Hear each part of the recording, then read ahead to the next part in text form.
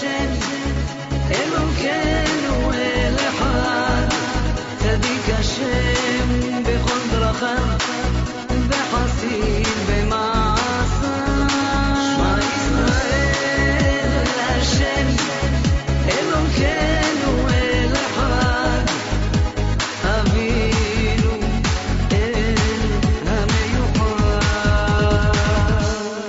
When you consider Hashem as a father, as a mother, He will be next to you.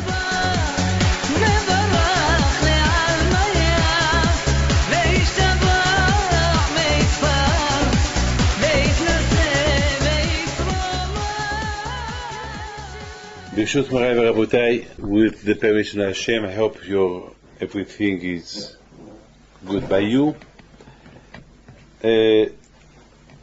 Be'ezat Hashem, we will try to explain during 1 hour some of the story of Yosef and his brothers, and what can we learn from all those parashiyot between Yosef and his brothers, Chanukah, and of course the parasha of the week, Shemot. As you know, the Torah starts Ve'ele Shemot Bnei Israel. The Torah starts with the names of the children of Jacob, Yaakov Avinu. And the reason why the Torah starts with the names, because the question is why the Torah starts with the names of the Shemot of the Bnei Israel. What it is the reason why?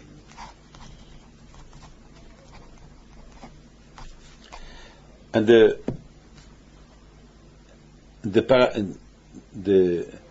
parasha of last week, already there, we saw that Yaakov Avinu, he blessed all his children, so we know their names. And the previous parasha, Vaigash, when Yaakov and his family came from Canaan to Egypt, the Torah mentioned their names. So we know the names. So why, again, the Torah, the parasha of this week, again, for the third time, again the Torah mentioned the names of the children of Yaakov Avinu. Ve'ele Shemot Bnei Israel aba'im Yisrael et Yaakov ish oba'u Ish Obetoba'u, Reuven, Shimon, Levi, etc., etc. What is the reason? Of course, there must be a reason. I was thinking that what the Torah want to mention now, there was 3 situations, or even 4 situations, how the children of Yaakov Avinu, they grow. The first situation is their birth, when they're born. They're born with the father, with the mother, with their father, with the mother, and they give them a good education. Reuven had not only the education from Leah, the mother, but from his father too. Shimon the same, Levi the same. Binyamin, the last child of Yaakov Avinu, he was born when his mother, she died. But the stepmother took care of him, Bilhah. So that means, just imagine Reuven, when he was, the way he was growing, he found in the street some food, some kind of fruit, and he took them and he bring them to his mother. And the Hachamim, our rabbis, ask a question: why the Torah had to mention that Reuben, he finds something, he finds some fruits, and he brought them to his mother? And the rabbis answer because the Torah wants to teach you that Reuben, even that he was a baby very young, he was a tzaddik. He did not steal from fruit. He did not steal fruit from trees that they belonged to somebody. He only took those kind of fruit that they were abundant, that they had no Baal Habayit. that they belong to everybody. Sometimes you are in the desert, and in the desert there is a tree of fruit. You can take from that fruit, you can eat because it belongs to nobody. You can use it. It has no owner. So that was the first time when the Torah mentioned the names that when they were born, they were tzaddikim. That was a situation. It's a fabulous situation when a baby he has a good education. It's like a Hanukkah. Hanukkah, every day you light a candle. Hanukkah is from the word chinuch, from the word education. That means that the same way that you light the candle every day, because the question is, why we don't light the candle every day, 8 days a day, 8 candles a day? Why every day we increase lighting the candles? The first day 1, then second, then third, fourth, etc., etc. Why we don't light every day 8 candles a day, every day? Because that was the next. The next was that during 8 days, the menorah was lightning. It was incredible because there was only enough oil for 1 day. For 1 day. And the miracle was that the Hanukkah lasted 8 days. So each day we should light 8 candles each day to remember the miracle. But the answer is Ma'ani Bakodesh, because the rabbis want to teach us that the Greek, or what the Greek wanted to do, is to stop the Jews to believe in Hashem. So now that the Jews, they fight the Greek, and they throw the Greek out of Israel, so now the rabbis decided, let's start the education. Let's now to give again the Jewish education to the children, because during some years the Jewish people, they forgot their religion, because the Greek, they did not let them do religion, so they forgot, so they become like Greek. So now let's educate them. So that's why Ma'ali Bakodesh. So each day, and to educate somebody, you cannot educate somebody in 1 day. You need time. It's like a baby. You cannot teach him Chumash, or you have first to teach him the letters, to teach him how to talk, and then little by little, Aleph, Bet, then small books, and then Mishnah, then it takes time. So this is the lesson that way. Always Hanukkah, it's around this time. Always Hanukkah, it's around the birth of the children of Yaakov. Always we learn the parasha of the Yaakov Abinu and his children around Hanukkah. Why? To teach you how Yaakov Abinu he educated his children, especially when they were babies, when they were children with the mother. Leah, Rachel, Bilhan, Zilpah, all of them, the way they give this Jewish education to the children. And then, as the Torah said, how much they were big tzaddikim. So that was a first. I think this is the reason. Hanukkah, chinuch. Hanukkah from the word chinuch. Chinuch, that means education. Chinuch, to educate. When you light the candle, every day you light one. That means it reminds you, this is the way how you light your child. You give him education day by day, little by little. You cannot expect from your baby, your son, to become a rabbi in 1 day. In 1 day, no. You need to educate him, and then 1 day, by Hashem, he will become a good Jew. So you see, but it's incredible. You see in the Hanukkah, there is the shamash. The shamash is you have 8 candles, and you have the shamash that is there. Usually we light it, but really, I don't know what it is the reason why we have a shamash there. I don't know what it is the reason. There must be a reason. I don't know what it is the reason, but there must be a reason. But listen to this. Because the Chanukah, it's 8 candles, but you have the shamash, the 9 one. But this one, we don't count it. We light it before we light the candles or after, but it's not. It's like he's there. But why he's there? What the symbol of this shamash? What's that? And I was thinking that the shamash, always the shamash is or on the left or on the right. Always he is lonely. He's not a part of on the middle. You have 4 here, 4 candles, and 4 candles. The Chanukah, it's like I will make like a dessin. You know, you have like this.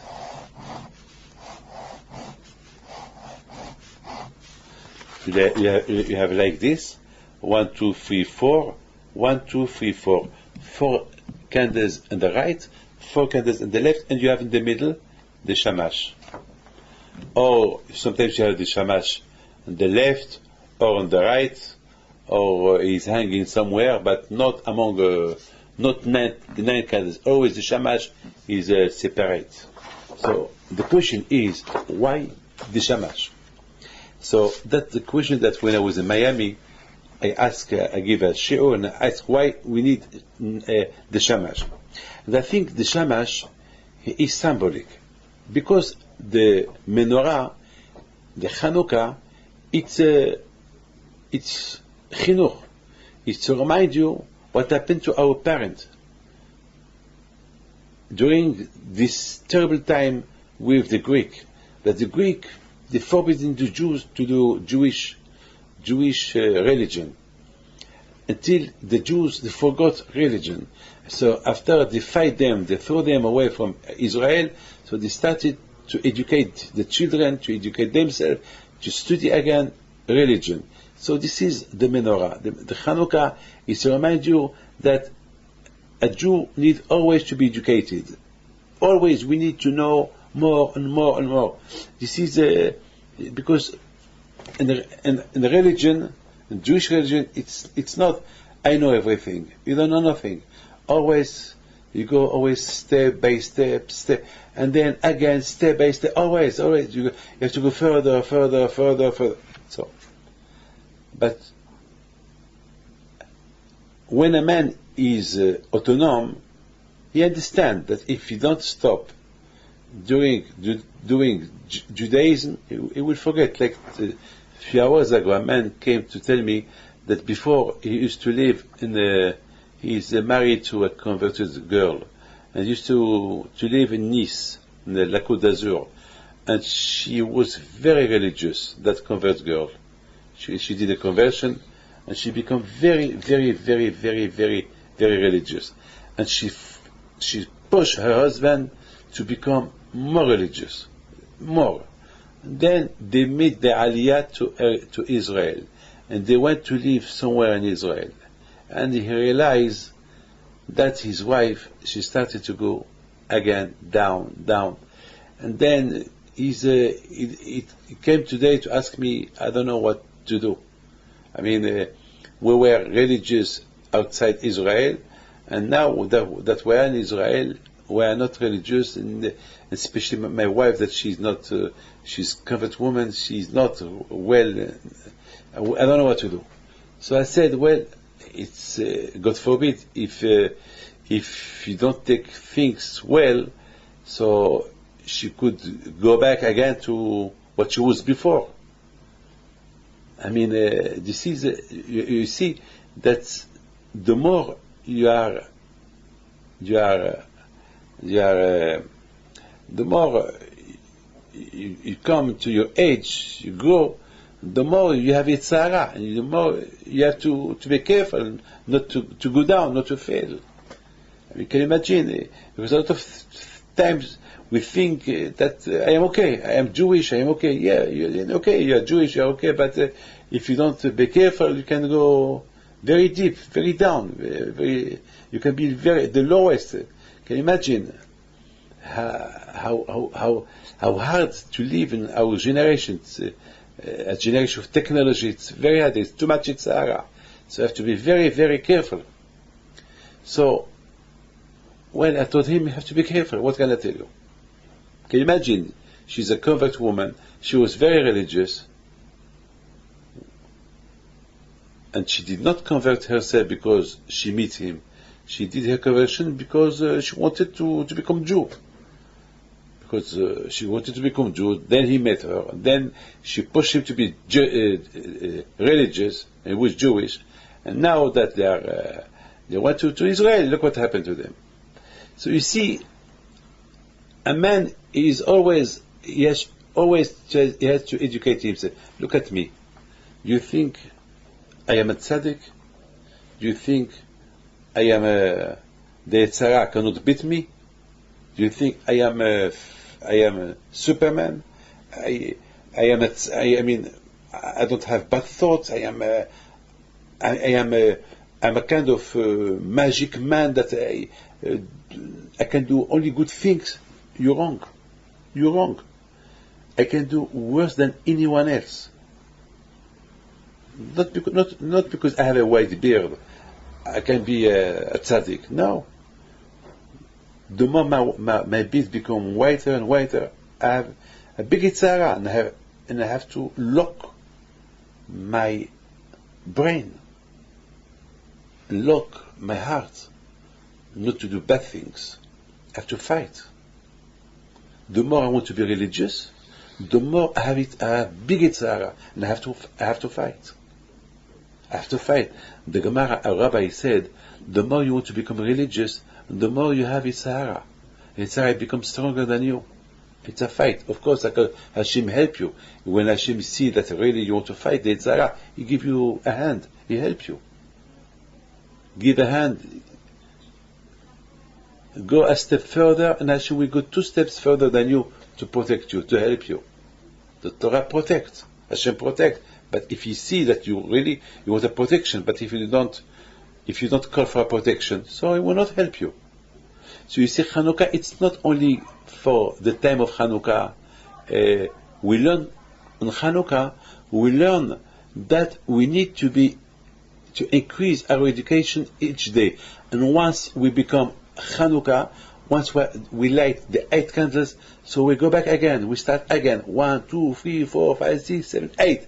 8, let's go back again. 1, 2, 3, 4. This is a non-stop Chanukah. So you see the candles of Chanukah remind you to light yourself every day, to increase in your Judaism every day. So you see, and all this, we need a good start, a good parent education. So the Shamash, the symbol of the Shamash is the parent. And the 8 candles, or the 1, 2, 3, he said the father will watch out the children to give them a good education. This is the father or the mother, you should not just be seated, relax, and let the children do whatever they want to do. They have to watch them. This is the meaning of the Shamash. The Shamash is the one who watch the education of the children, to watch them going step by step. And the more you see that they need more, so you should give them more education, more Torah, more mitzvot, more ma'atzim tovim.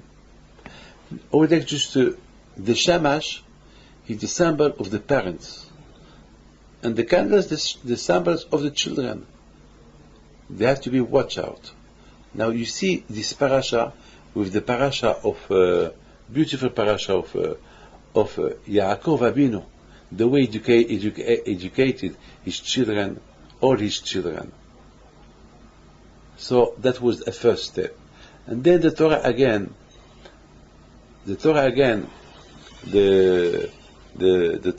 again, she mentioned the name of the children of Yaakov Avinu. That was another step. That was in Parashat Vayigash. It's now that the children of Yaakov become Autonome. Autonome. Now they know this. They don't need their parents to watch them. Baruch Hashem, they become autonome. The more the parents give a good Jewish education to the children, so they give more autonomy to the children. They become autonomous to resist all kinds of temptation, all kinds of nisyonot, all kinds of tests of the world. And then again, that what helped them when they came to Egypt. The Torah mentioned again when they were in Egypt that when Yaakov he blessed them, and again we repeated the names that were now.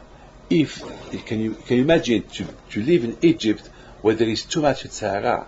You know, Egypt is Egypt. I mean, Egypt there was a lot of Yitzhara, and if they resisted the temptation, you know, all the tests in Egypt because they are real good autonomy. All this related to the education to the parents give them. Because of that education to the parents give them when they were babies, that helped them. Usually, if you give a good Jewish education to the children, even if the children they are lost in the world and their Judaism, they could come back. They could come back. One day they could come back. They could come back. Now, this is now now that's why Yaakov Avinu he blessed them. Now Yaakov Avinu he was always with them. That means on one hand the children of Yaakov they were babies, then they become autonomous, but they were autonomous, but the Yaakov was alive. I mean he used to watch them, so they were like a little bit like as long as my father was alive, even that I was 30 years old. But knowing that my father is alive, so that that helped me to remain always stronger. But the problem was when Yaakov died, he passed away. Ve'ele Shemot Bnei Israel. That is fabulous. So the question that we said before, why the Torah start again to tell us this is the names of the children of Yaakov? Ve'ele Shemot Bnei Israel. This is the name of Yaakov, of the children of Israel. That Israel he had two names, Yaakov and Israel. So that was the question. We know 3 times already the Torah mentioned their names: Reuven, Shimon, Levi, Yehuda, Issachar, Zvulon, Dan, Gad, Binyamin, Yosef, etc., etc. So why this repetition? So we give a beautiful answer that to teach you that the first time that the Torah mentioned the name, it was the time that they grow with the parents, that they were surrounded by the love of the parents, and that was the first step that they had to reach to grow with emunah, with faith, and then they become autonomous, but still they were autonomous, but with the parents. Yaakov was alive, but now in the parasha of this week, Yaakov died. Now really, Ish Oveto Ba'u. Now there is only families. Now there is no Yaakov Avinu, there is no Sarah, no Rivka, no Rachel, no Leah, no Bilhah, no Zilpan, no Abraham, no Yitzhak, nobody. Ve'ele Shemot Bnei Israel. But as you see, even that the Jewish people, they were in Egypt without their parents, they remained Jew. They did not change their names. They did not change their Jewish culture. They did not change their clothes, their language. The women went to the mikveh, and as the Gemara said, Bishchut Nashim Tzadkaniyot, and the women, they resisted all kind of temptation, and the men, they did not marry out, they remained between them, they married only Jewish girls between them. All this why? ואלה שמות בני ישראל הבאים מצרימה, because of the education that they receive from Yaakov Avinu. The more a father he give a good Jewish education, like this Shamash who watched the menorah growing, who watched the light of the menorah growing each day. He add another one, a symbolic that the father he watch his children growing in the service of Hashem.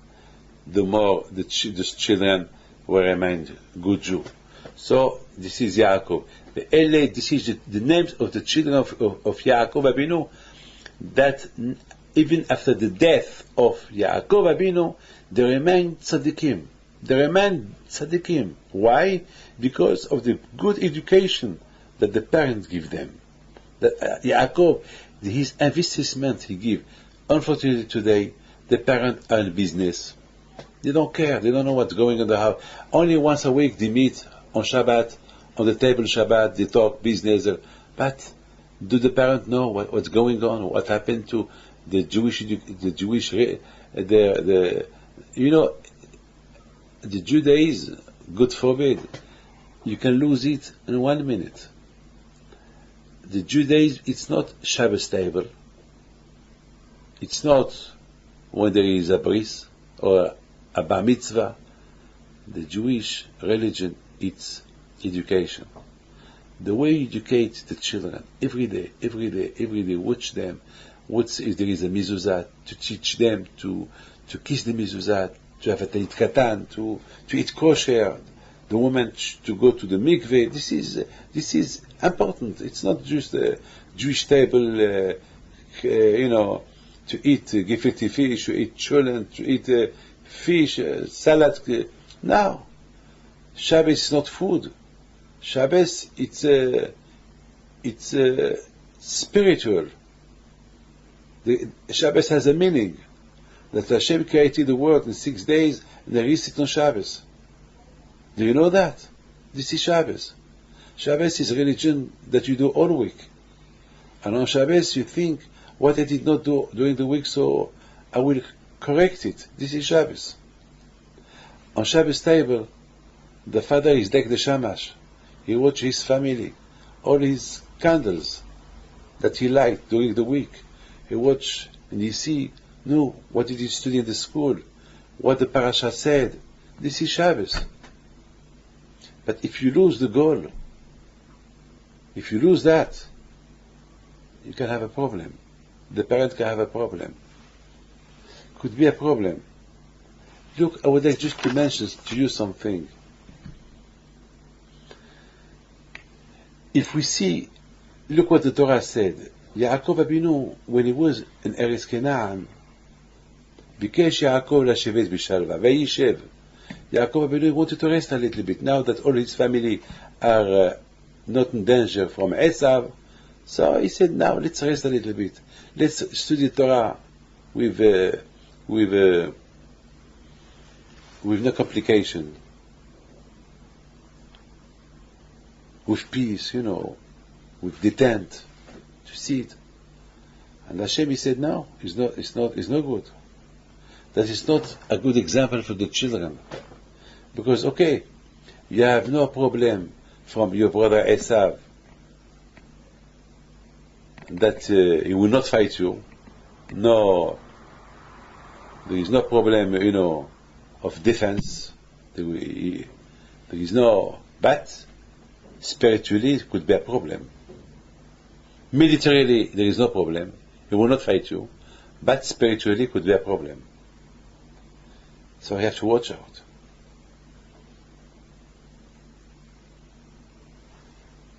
The Torah wants to teach us something incredible.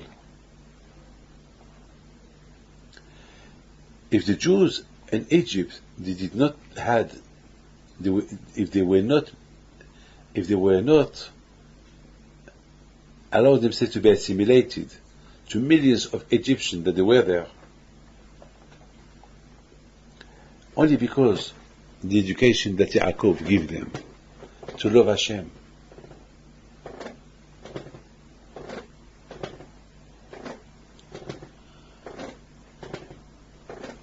if you see when Yosef, so excuse me to tell you, so Yaakov Avinu was punished. Why? He wanted to sit and to learn Torah with tranquility. Because Yaakov is symbolic. He should always watch his children growing and their religion. And it's not a good example that the children will see him sitting, relaxing. For Yaakov, there is no relax. So that was very important that the children of Israel, of Yaakov, when they saw that Yaakov, because he wanted to relax, he was punished. But it's very important to see something else. When Yosef HaTzadik, he became king, it's incredible how Paro, he saw in front of him a man like Yosef.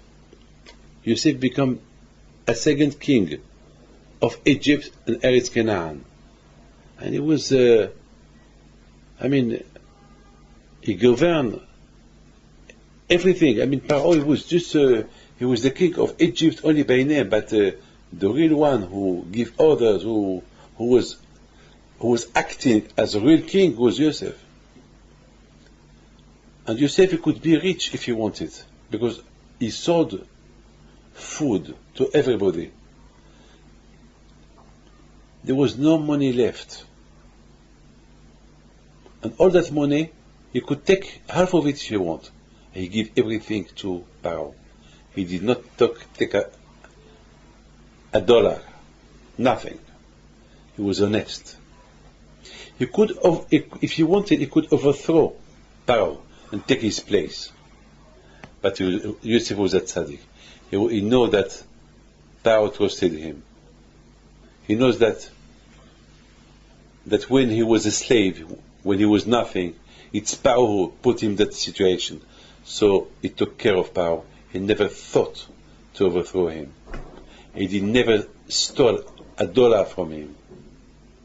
So then the Egyptians had no money left.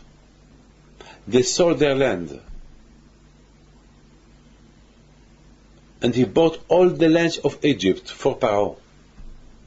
But the Torah mentioned that the priest of Paro, the priest of Egypt, Yosef, he did not take their land. And he gave them always food with no money. That was the order of Paro. Yosef, he could say to Paro, hey Paro, I don't believe in your Avodah Zarah. I don't believe in your idolatry. I don't want to give them nothing. And Paro, he could not say no.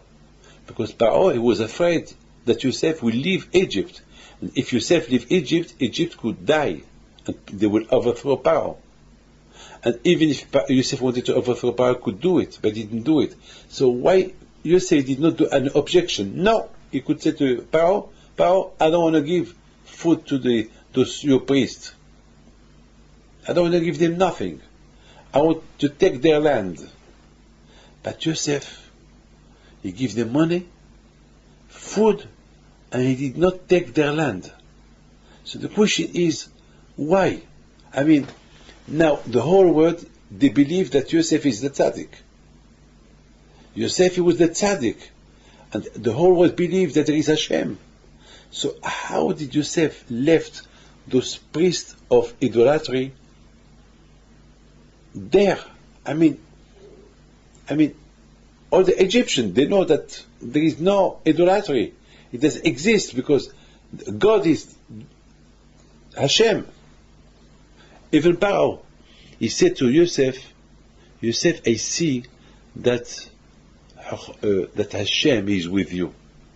I see that whatever you do, Hashem is with you. And Hashem gives you chokhmah, wisdom. So that means that even Paro, he realized that Hashem is the real God. Before he knew Yosef, He didn't believe in God. He thought God it's Avodah Zarah. It's the snake. It's the it's the sun, the moon, the trees, animals. But since he met Yosef, Paro, he stopped.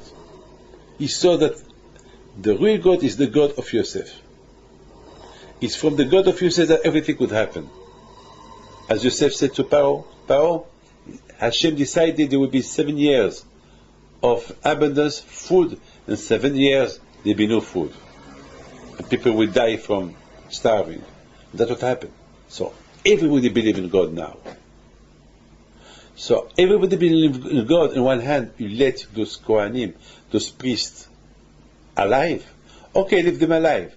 But why you leave their lands? Why you leave their home of idolatry? Why? You know why? Yosef was very clever. Yosef, he wanted to teach them a lesson. If really you, priest, your God, the one that you believe, he is something, why you depend on me? Why I have to feed you? Why no one come to see you anymore? Why everybody believe now only on my God? That it's like he wanted to make them ridiculous. It's incredible. How many things. And that was very important for the Jews. Listen to this. This is very important. It was very important for the Jews that all the Jewish family, all his brothers and family that they came now to Egypt, he saw all Egyptians believe in God. And it was very important for the Yosef family to see that even the priest, they depend on him. He has to give them food. If they were something, if their God was something, why don't help them? They depend on him. So Yosef wanted to say to his brothers, if something happened, don't forget. If the situation will change, don't forget. Look, those priests, they are nothing. The idolatry is nothing. Even Paro, now we don't believe anymore in sheep. Because before the Egyptian, they considered the animals as God, as a force, as something. And now Paro said to Yosef, Yosef, from now on, take care of my sheep. All the sheep that Egyptian they give me for their food, take care of them. I don't make a business. Increase money for Egypt. Because before it was forbidden to sell, to do business with animals. Now, Paro don't believe.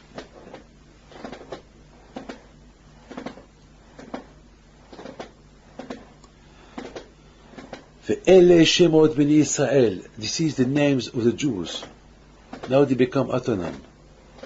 And even that they are autonomous, Yaakov is not alive anymore, they remain tzaddikim. The problem started when they started to forget Yaakov Abinu. They started to forget the influence that they received from Avraham Abinu. So they started again a little bit to cool themselves down. And that is the problem. The problem is when a man become cold from religion, but as long as you create, it's like if you want, it's like if you want to climb a mountain, you have to put a little bit of effort. But once you climb the mountain, and then you start to slow down, and then you stop, then you will start to go back. Then it will be very hard for you to carry on climbing. That when you climb a mountain, when you walk, you climb, you walk, on a hill, you make effort. When you start to slow down, so you start to to go back. It's like a car. A car. When you drive a car up to the up on a hill, up. The more you go up, you have to increase the gas. You have to speed. But when you start to slow down the gas, then you cannot go. The car will stop. Then will fall. The more this is religion, you have to go always, further and further and further. Repeat again. No stop. The day you stop, it could be a danger. That was very important for Yosef HaTzadik, to show his family. You see this Avodah Zarah? These priests in Egypt are nothing. They depend on me. They have nothing. Nothing, they are nothing.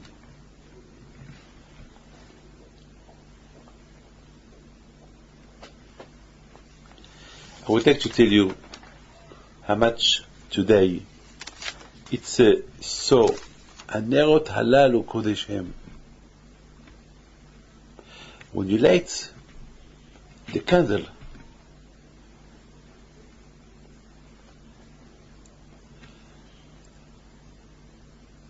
as I explained to you before, Anerot Halalu, the candles are the symbol of the children. You have to watch the children. We should not stop a minute from not giving them a good Jewish education. If we stop one day, it's finished, especially in our time.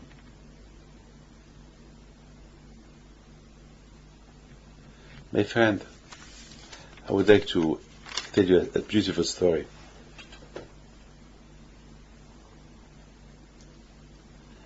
Beautiful story. This week, I was receiving people. It's really a fabulous story. And there was a girl. She came, 17-year-old girl, and she was very tall, well dressed. And she said, she started crying. She said, and in my office there is pictures of rabbis. She said, this is the first time that I am in front of a big rabbi. I heard of you, and I see some of your lectures. That now, in video, now I am in front of you. I said, this is the first time that you say rabbi? She said, yes. How come? She said, because I'm not Jewish. I am a conversion. I said, conversion? What? She said, well, my parents are not Jewish. We're laik, no religion. We never had a religion. Not my parents, and even my parents are anti any kind of religion. They don't believe in nothing. They believe there is nothing, that as long as you live, okay.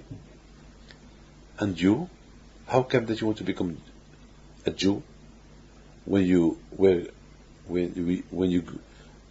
grow in a family that they don't believe in nothing? She said, well, since I was a baby, since I was 5-year-old, since I started to hear the name of Jew, I was interested. I have fallen in love with Judaism, and the more I grew, I started to have affirmations. I started to, and my parents, they were not happy at that time.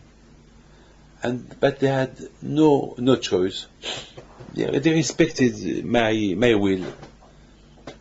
And then I started to eat kosher.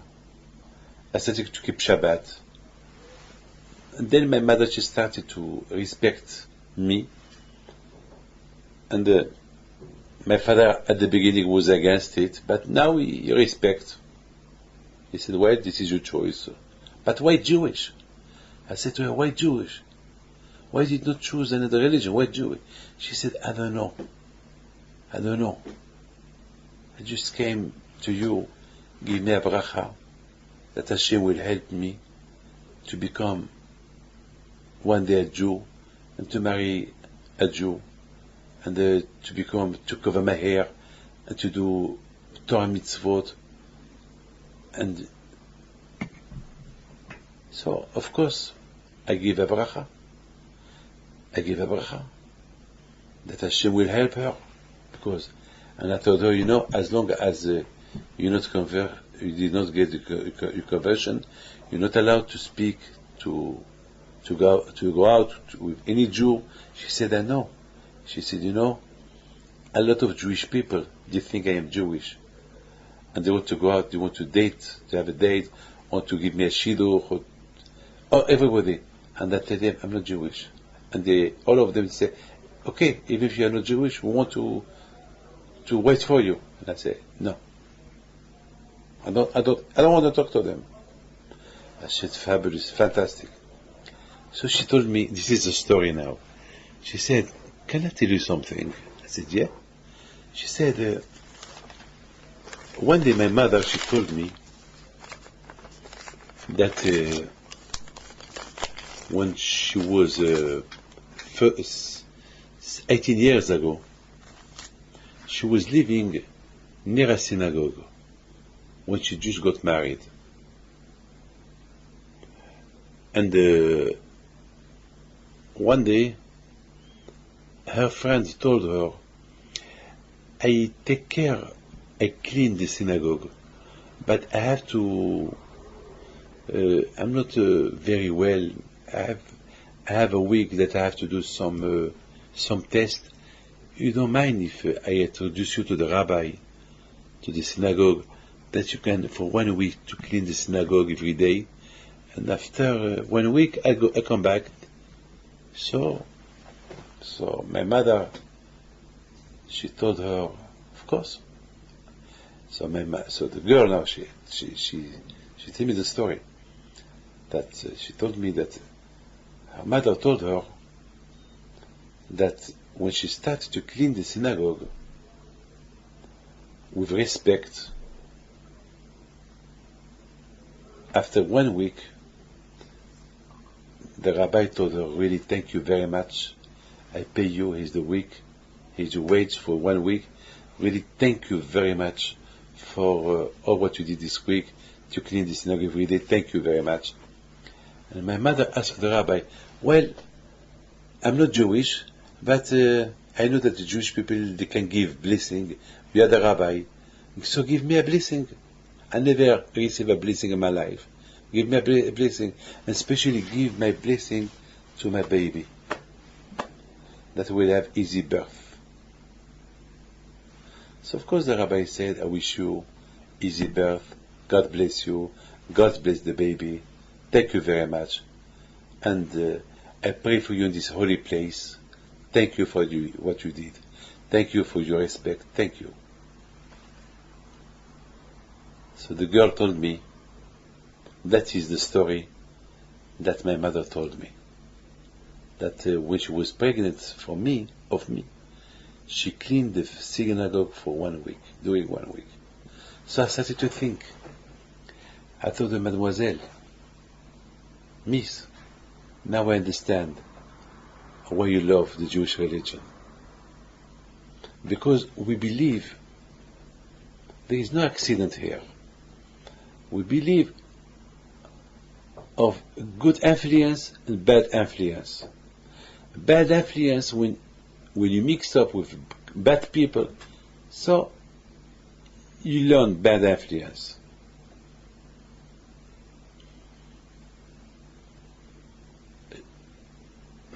I told her, look at me. You think I cannot learn as well bad influence in the world where we live? But Baruch Hashem, through the Torah, I teach myself not to catch the bad influence. I locked my brain and I lock my heart. I cannot look it forever from everything, but at least every time that I have something bad to do, I work not to do it. So I lock my brain, I lock my heart. Lock it. It's like money. If you put your money in the safe and you don't lock the safe, anyone can come take the money, even your friends, anyone. But when you lock the safe, no one can touch the money. It's the same with your brain. You lock your brain, nothing bad can come inside your brain. But if you don't lock it, it's open. So you will catch the bad influence, that's it. So I said, the same with the good influence. You mix with good people, you study Torah, so you become good. Even Harambam, the Rambam said, according to the area where you live, you become. You live in a good area, you will be a good man. You will live in a bad area, you will be a bad man. So I said, Madam, Miss, your mother, she catch a good hashpah, good holy influence from the place where she was working. Especially because of the respect, she respected the place where she was pregnant. So that good influence, you will burn with this good holiness. That's why the thought to love Judaism started when your mother, she was cleaning that synagogue. And I told her, Miss, I learned from you a lot of things. I learned from you that the parent can give a good influence to the baby. And I told her, you know, the Gemara said,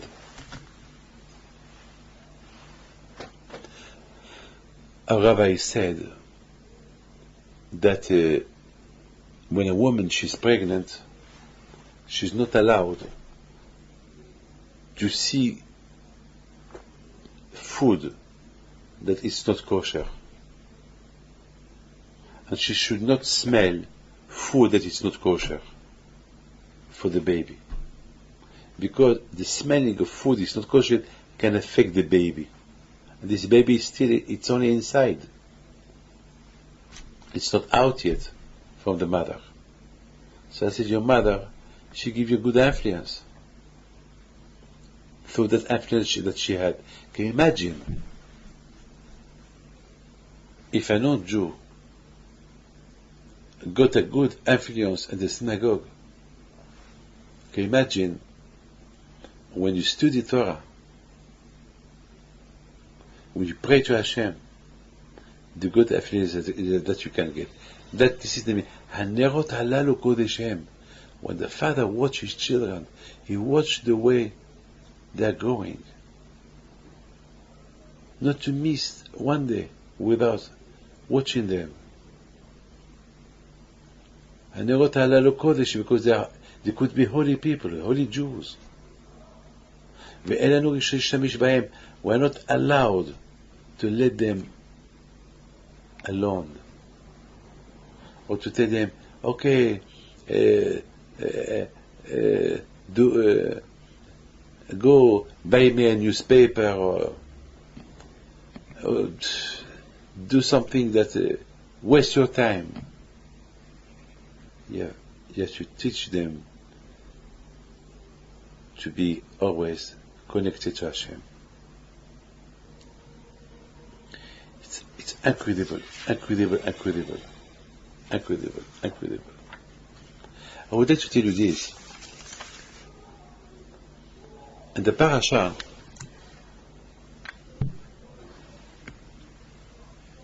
this beautiful parasha, it's a fabulous parasha. Yaakov Abinu, when he lost Yosef, and Yosef, he was a slave in Egypt, something happened.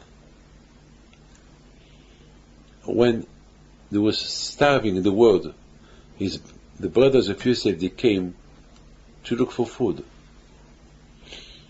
And then they meet Yosef. Yosef recognized them. but they did not recognize Yosef. I mean, the question is, how did he not recognize Yosef? It's impossible. Yosef was Yosef. I mean, and besides this, Yosef, he looked very much like his father. I mean, even that he was wearing clothes of like an Egyptian, but even that his voice changed, but the face with the beard, I mean, it's impossible not. I mean, a lot of times he made them understand, I am Yosef, because I mean, a lot of time, we're not talking here about children. You know, I want to tell you something. I found a picture of my brothers when they were 5, 7, 8, 9. Now they are all over 50 or 55. And I promise you, I recognize all the brothers. After 50 years, from the picture, this is Rachel, this is Abraham, this is... I mean, it's easy, because the face, still the face. Okay, the face get a little bit older, but it's still the face. How the Shvatim, the brothers, they did not recognize Yosef.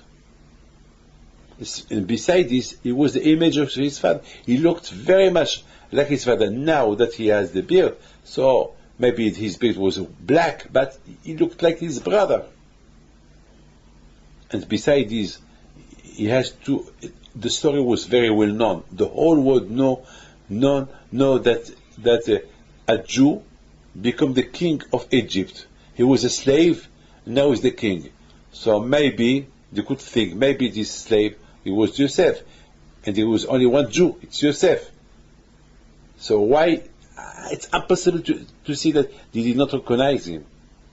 Answer is, they didn't want to recognize him. That's it. They sold him because of his dreams. He wanted to be a king. So now he's a king. No. We don't want to recognize those dreams. But there is a reality. There is a mitziut. His dreams, they become true. He had a dream that he was a king, and his brothers, they band toward him, and that's what happened. The dream was true. He's the king, and you, the brothers. So look at him. He's your brother. No. So the question is, how? How? The answer is, let's ask this question to ourselves. And we know in the morning when we wake up that Hashem is God, that we were like dead person, and Baruch Hashem, we come back to life. We woke up. We're not paralyzed. We're not blind. We can walk. We can talk. We can hear. We can move. It's Hashem who watched you when you were sleeping. So be a good man today. Are we a good people? All the forbidden things that we're not allowed to do we do them or not? Yes. No. Sometimes we do them, sometimes we don't do them. Why? But it's God. How you not? You know it's Hashem who give you this. How you don't recognize? Well, because we try to find all kind of answers. So Hashem, excuse me to tell you this, Hashem, He put the Shevatim in a position, in a situation that they didn't want to recognize Yosef. So that we can learn something from them. That sometimes we do recognize, we do know Hashem, but we don't recognize. We recognize without recognizing. We know it's Hashem, it's Him, it's Hashem who gives the mitzvot, but we do it like, it's like we turn our face away. It's like we did not see nothing. It's like we did not hear nothing. It's a big problem. It's a big, big, big problem. It's a musar. It's something the Torah wants to teach us something. That when a man he don't want to recognize something, he will not recognize. Even that the reality is here. You're wrong. A lot of times we do bad things. We know we are wrong. We know we are 100% wrong, but we do them. A lot of times there is a couple, they fight, and the man he knows that his wife she's right and he is wrong, and he maintains his position that he is right and his wife she's wrong. Maybe after a few years, Madam, my wife, my dear wife, sorry that I was right, I was wrong, you were right. Yeah, but why 20 years after you tell me this? Today it was a divorce today. A couple of divorce today. And I told the man, you're wrong. You're wrong. You're wrong. You regret. He didn't want to admit that he was wrong. And then he divorced, and then today he came, he regret. But now it's too late. Because in the meantime, his wife, she meets somebody else. Now I told him, now you have to suffer. Why didn't you think about that before? You accuse your wife of something that she did not do. Now you regret, but it's too late. Why you did not regret before you give her the gift? This is the story of Yosef and his brother. He recognized them.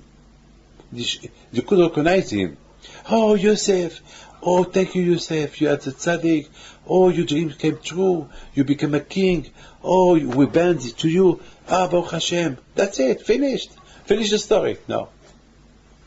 They didn't want to recognize the struggle with themselves not to recognize him. Even that they know that he is Yosef, they don't want to recognize. They didn't want. They didn't want to give a chance between them to talk that this man, he could be Yosef. It could be Yosef.